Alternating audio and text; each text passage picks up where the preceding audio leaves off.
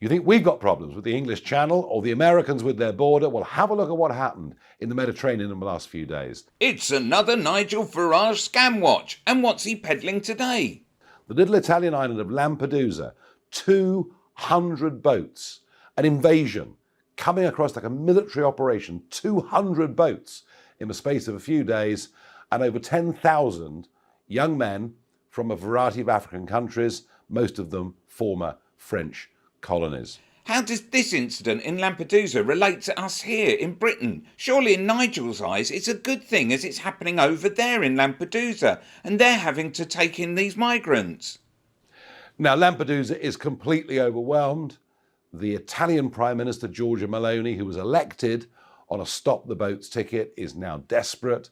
Well, listen to Farage as he spins a wonderful narrative that makes him look like a right clever clogs, that Europe is hopeless and that the Tory party have cocked up Brexit.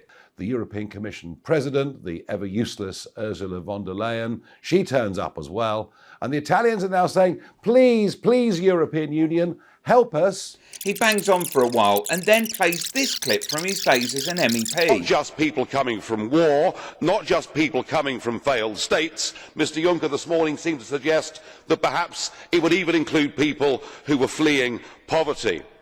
I'm sorry, we simply can't accept countless millions. And I was right.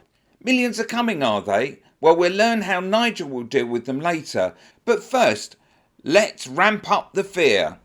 When I said we can't take countless millions, and that has already happened, but it could go into a completely different stratosphere.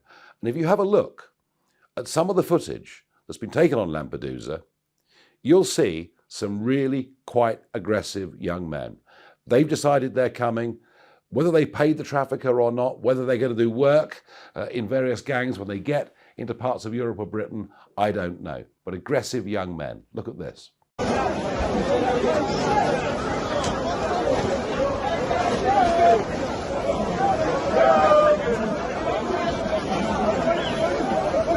This has the ability politically to destroy the European Union, because there's no way that Hungary or Poland or maybe now even Germany are going to take any more of these people.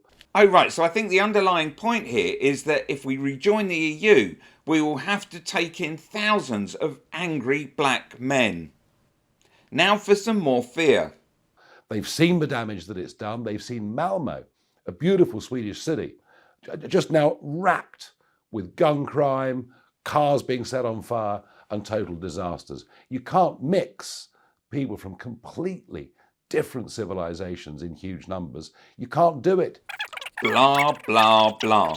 Sadly, the British government since Brexit has not properly enforced our borders. Now for how the Tories have failed to control our borders and failed at Brexit too.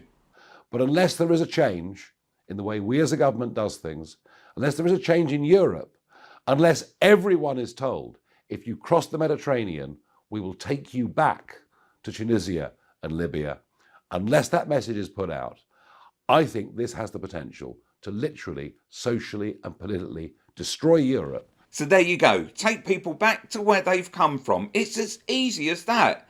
And if that doesn't happen, Europe will be destroyed. And damage us as well.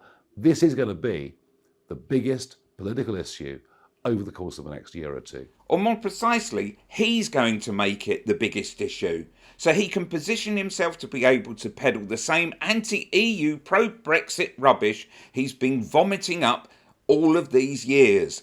It's the same old shit sandwich, but it's different bread. And you may well see Europe now moving, not just to the right, but possibly to the far right as a reaction of this failure.